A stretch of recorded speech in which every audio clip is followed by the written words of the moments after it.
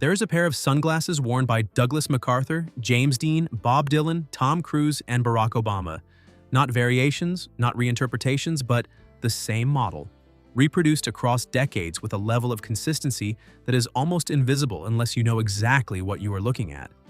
And yet, most people who buy that same pair today have no clear idea of what they are actually paying for, because what appears to be a single product is, in reality, a layered system of versions, materials, manufacturing standards, and price tiers that quietly separate one Ray-Ban from another. At a distance, they all look identical, which is precisely what makes the difference so difficult to detect, because the brand has mastered something very few companies achieve: the ability to preserve a unified visual identity while distributing fundamentally different products under that same surface. This is where confusion begins. Two people can walk into a store, pick up what seems to be the exact same pair of Ray-Bans, and leave with products that differ in origin, construction, durability, and long-term value without ever realizing that they made completely different decisions. And that is not accidental. It is the result of a structured system that most consumers never see, because it is not explained, it is not highlighted, and in many cases, it is not even questioned. There are 7 levels of Ray-Ban. 7 distinct tiers that range from basic mass-market production to highly specific versions with different materials, manufacturing processes, and historical fidelity, each one positioned for a different type of buyer, even though they all share the same name. And once you understand how these levels work, you stop seeing Ray-Ban as a single product and start seeing it as a spectrum. A spectrum where the difference is not in how it looks, but in what it actually is. By the end of this video, you will never look at a pair the same way again. Ray-Ban did not start as a fashion brand, and it did not emerge from the world of design, luxury, or self-expression, but from a very specific technical problem that needed to be solved with precision.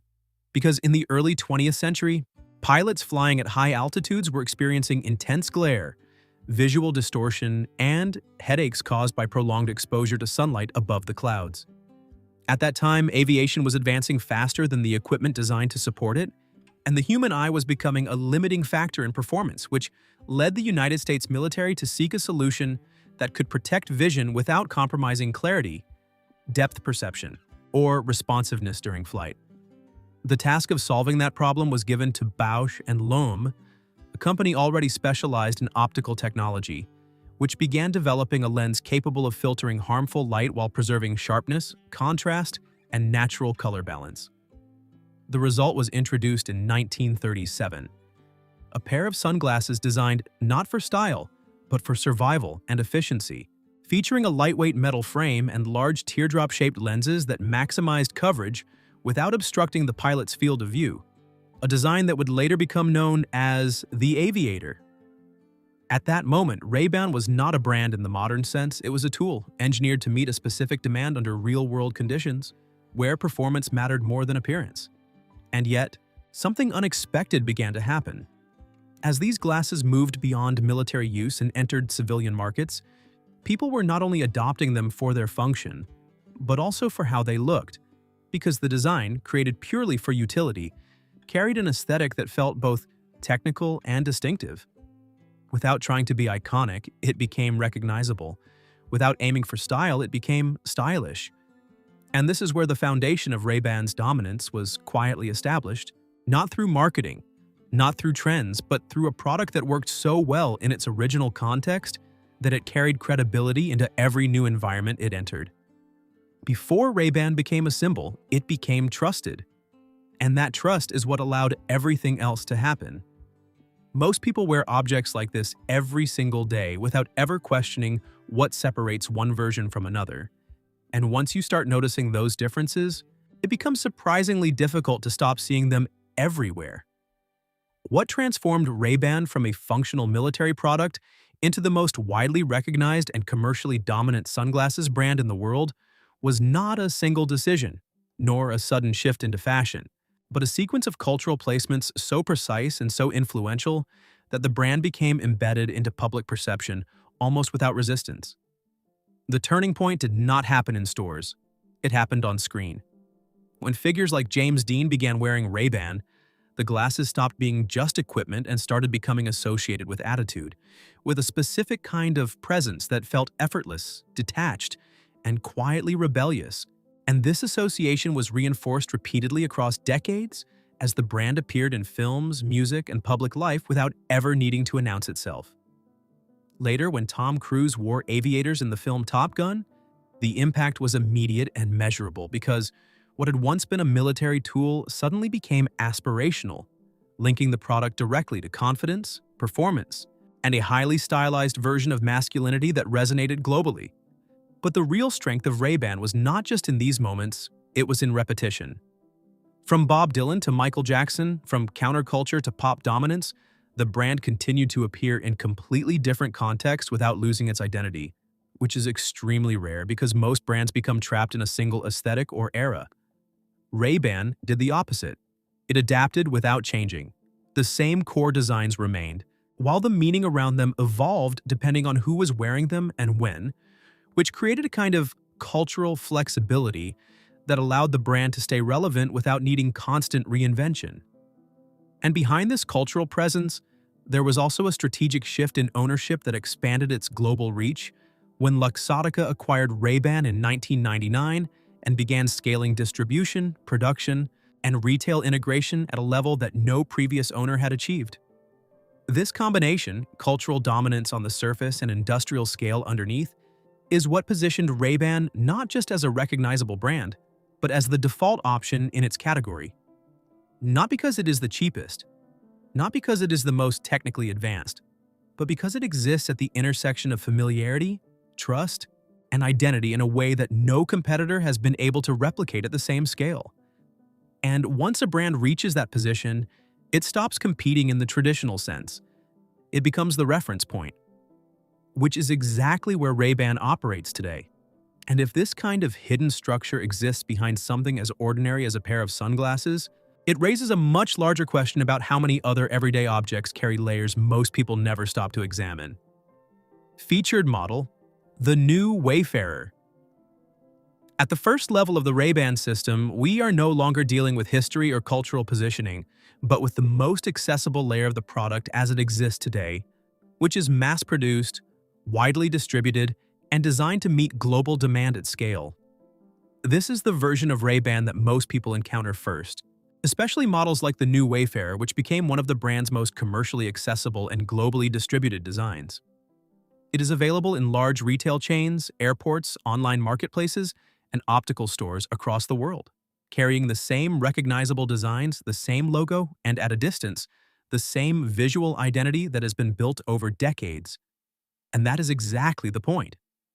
At this level, consistency of appearance is preserved, but the production process is optimized for volume, which means that materials, assembly methods, and finishing standards are adjusted to allow large-scale manufacturing without breaking the brand's visual signature. Most of these units are produced under the industrial system managed by Luxottica, where efficiency, distribution, and accessibility are prioritized, making it possible for Ray-Ban to exist almost everywhere, from premium shopping districts to duty-free stores. The lenses provide adequate ultraviolet protection, the frames are durable enough for everyday use, and the overall experience delivers exactly what the average consumer expects, which is reliability without complexity. And for many people, this is more than enough. Because at this level, the purchase decision is driven by recognition and convenience, not by technical detail or historical accuracy, and that is what makes it the foundation of Ray-Ban's commercial success. However, what most buyers do not realize is that this level is only one part of a much broader system. And while it carries the full weight of the brand's identity on the surface, it does not necessarily represent the highest expression of what Ray-Ban can be. It represents accessibility. It represents scale. It represents the version of the brand that is designed to reach everyone. And once you understand that, the natural question begins to form. If this is the most accessible level, then what exists above it? Because once you understand that products sharing the same name can represent completely different standards underneath, you begin looking at brands very differently from that point forward. Featured model, the Clubmaster.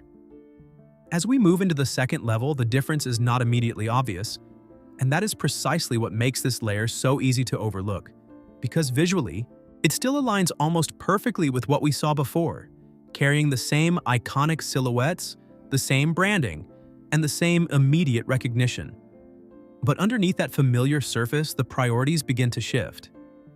At this level, Ray-Ban is no longer optimized purely for mass distribution, and models like the Clubmaster begin to represent a more intentional buyer, someone looking not just for recognition, but for a frame with stronger identity and historical styling. It is positioned within controlled retail environments, such as authorized optical stores and brand-affiliated spaces, where there is slightly more attention given to consistency, sourcing, and presentation.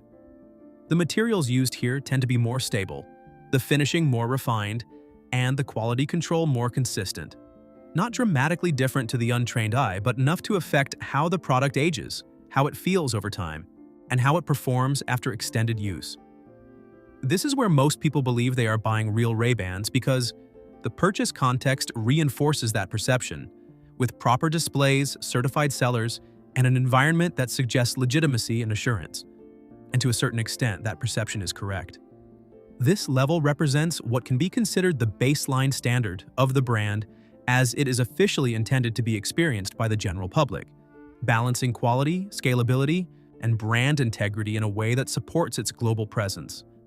However, even here, there is still a ceiling. Because while the product is more controlled, more consistent, and arguably more reliable than the entry level, it is still part of a system designed for scale, not for precision, not for historical accuracy, and not for those who are looking for the closest possible version to what Ray-Ban originally was. And this is where the gap starts to become more meaningful. Because from this point forward, the differences stop being subtle improvements and begin to move into a different category entirely, where materials, construction, and intent are no longer dictated by volume, but by specification, which means that what comes next is not just a better version, it is a different philosophy. And interestingly, this is usually the point where people stop buying based purely on appearance and start paying attention to details they previously ignored completely. Featured model, the Aviator with polarized G15 lenses. At the third level, the shift becomes functional again, but in a much more refined and intentional way, because the focus is no longer just on having lenses that block sunlight, but on how precisely those lenses interact with light itself. This is where polarization enters the equation, most famously through versions of the Aviator equipped with polarized G15 lenses, a combination that became closely associated with driving, aviation, and high-glare environments. Not as a marketing feature, but as a real optical upgrade that changes how the world is perceived through the lens, reducing horizontal glare reflected from surfaces like water, asphalt, and glass, which dramatically improves visual clarity, contrast, and comfort over extended periods of use. For someone who spends time driving, traveling, or simply being outdoors in bright environments, this difference is not subtle once experienced, because the eyes are under less strain. Details become sharper, and the overall visual field feels more controlled and stable. At this level, Ray-Ban begins to separate casual buyers from intentional ones. Because choosing polarized or enhanced lenses requires awareness, it requires understanding what the upgrade actually does, and more importantly, recognizing its value beyond appearance. The frames may still look identical to lower levels. The branding remains unchanged, but the experience is fundamentally different. And that is the pattern that continues from here. As you move up the levels, the visible differences remain minimal, while the actual differences become increasingly significant. This is also where additional treatments begin to appear, such as anti-reflective coatings, improved scratch resistance, and more precise tint calibration, all of which contribute to a more controlled and higher quality visual experience. Still, even at this stage, we are within a modern production system.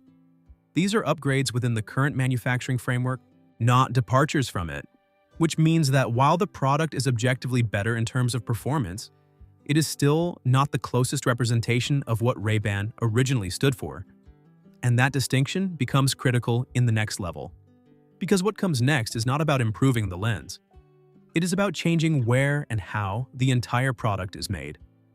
Featured model, the Italian-made Caravan. At the fourth level, the conversation shifts away from features and into origin, because where a product is made and how that production is structured begins to influence not just quality control, but the entire philosophy behind the object. This is where made-in-Italy versions of Ray-Ban enter the picture, particularly models like the Caravan, whose sharp geometric structure and metal construction tend to reveal manufacturing precision much more clearly than softer acetate frames. Now, it is important to understand that not all Ray-Bans are manufactured in the same place, even though they may look identical, because under the global structure of Luxottica, production is distributed across different facilities depending on the specific line, volume, and intended market. At this level, the units are produced within Italian facilities that operate with tighter oversight, more controlled processes, and a slightly different approach to finishing, which results in a product that, while still visually consistent with the brand, carries a different level of refinement in hand. The hinges tend to feel more precise. The alignment is more consistent. The finishing details, though subtle, are cleaner and more deliberate. None of these differences are dramatic in isolation, but together, they create a perception of solidity and cohesion that becomes noticeable over time rather than immediately. This is where the idea of build quality begins to move from abstract to tangible. Because while lower levels deliver function and recognition, this level starts to deliver confidence in construction. The sense that the product has been assembled with a higher degree of care, even if the design itself has not changed. However, what makes this level particularly interesting is that it often exists without clear communication to the average consumer, because the distinction between manufacturing origins is rarely highlighted in marketing. And in many cases, it requires deliberate attention to labeling or product codes to even identify, which means that many people own this level without realizing it. And many others assume they do when they actually do not.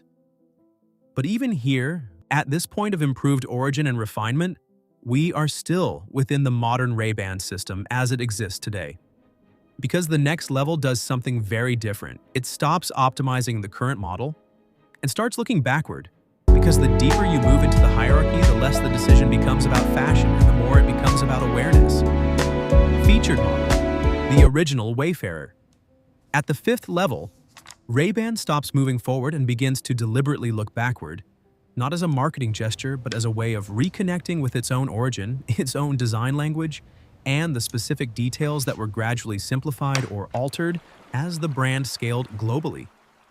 This is where heritage lines and archival reissues come into play. These are not new designs, they are reconstructions. Versions of classic models, especially the original Wayfarer, produced with closer reference to earlier specifications, often bringing back details that disappeared over time, such as thicker acetate, different lens tones, original proportions, and subtleties in construction that are invisible to most people but immediately recognizable to those who know what to look for. At this level, the product is no longer just about wearing Ray-Ban. It is about wearing a version of Ray-Ban that is intentionally closer to what it once was. And that distinction changes the type of buyer completely. Because now the decision is not driven by convenience or even performance, but by awareness, by a preference for historical accuracy, for design integrity, and for a version of the product that reflects a specific moment in time rather than a modern adaptation of it. The production volumes here are lower. The distribution is more limited, and the communication around these models is more restrained, often requiring the buyer to actively seek them out rather than encounter them passively in standard retail environments. This creates a natural filter. Only those who are paying attention tend to reach this level, and that is what gives it its weight. Because the value is no longer in what the product does, or even how well it is made in a modern sense, but in how faithfully it represents something that existed before the brand became global, before it became standardized, before it became everywhere. However, even this is not the highest level, because there is still a distinction between recreating the past and actually preserving it. And for people who become interested in this world, that distinction alone is often enough to completely change how they evaluate authenticity. Featured model, vintage Bausch Lomb Aviators. At the sixth level, the logic changes completely because we are no longer talking about modern production, reinterpretations, or controlled recreations of the past, but about original pieces that were actually made in a different era, under different standards, different materials, and a completely different manufacturing philosophy. These are vintage Ray-Bans, especially older Bausch and Lomb Aviators that collectors continue searching for decades after their original production. Not styled to look old, not inspired by older models, but produced decades ago, often under Bausch and Lomb, before the brand transitioned into its current global industrial structure. And that distinction is fundamental, because these pieces were created at a time when production was smaller in scale, when certain materials were used differently, and when design decisions were not yet influenced by the demands of mass global distribution, which means that what you are holding is not just a product, but a direct artifact of a specific moment in the brand's history. The glass lenses, often heavier and more optically distinct. The engraving details, slightly different. The construction in some cases more robust, in others more idiosyncratic. These are not improvements in the modern sense. They are differences rooted in time. At this level, the buyer is no longer just purchasing sunglasses. They are selecting a piece of continuity, something that has survived, something that carries with it the context of when it was made, how it was made, and what the brand represented at that exact point. And with that comes a different kind of value. Not convenience, not standardization, but rarity. Because these pieces are no longer being produced. Their availability depends on condition, preservation, and access, which naturally limits who can find them and who can recognize their significance. But even here, there is one final level above this. Because while vintage represents authenticity through origin, there is still a level defined by something else entirely. Not just what the product is, but what it means to the person who chooses it. Featured model, the shooter. At the seventh and final level, the product itself stops being the central point of the decision. And this is where models like the shooter begin to matter. Not because they are mainstream, but because they represent a deliberate and highly informed choice inside Ray-Ban's history. Because by now, every technical distinction, every variation in origin, every difference in lens, material, and history has already been understood, compared, and internalized. And what remains is choice. Not a default choice, not a convenient choice, but a conscious one. At this level, the person buying Ray-Ban is no longer asking which model looks better or which version is more accessible, but which version aligns with what they actually value, whether that is optical performance, manufacturing origin, historical accuracy, or even the intention behind owning a specific piece. Because once you see the full structure, the illusion of a single product disappears. What once looked like one pair of sunglasses reveals itself as a spectrum of decisions, each one carrying a different meaning, a different level of awareness, and a different relationship with the brand itself. And this is where the entire system closes. Because two people can still walk into the same store, pick up what appears to be the exact same Ray-Ban, and leave with completely different products. But now there is a difference. One of them knows. Understands what they are holding, where it comes from, what separates it from the others, and why that difference matters. And the other does not. The object has not changed. The price may not even look dramatically different, but the decision behind it has. And that is the final level, not the most expensive, not the rarest, but the most aware. Because in the end, Ray-Ban was never just about sunglasses. It was about what remains invisible to those who never look beyond the surface. And once you do not go back. Because after seeing the full spectrum laid out clearly, it becomes much harder to look at any object, not just Ray-Ban, as something simple on the surface.